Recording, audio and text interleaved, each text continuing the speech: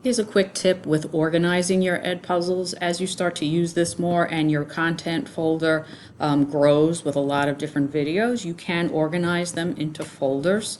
So once you're in Edpuzzle and I've clicked on My Content, you can click this button right underneath it that says Add Folder, and you can type in whatever you want to categorize it as.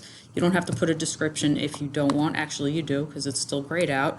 So we're just going to put tech videos, and I'm going to create.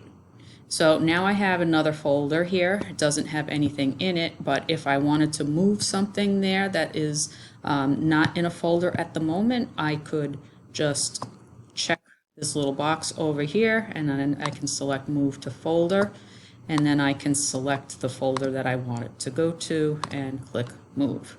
So if you're new to Edpuzzle, you may want to do that at the beginning. This way, when you add puzzles, you can add them directly into a folder.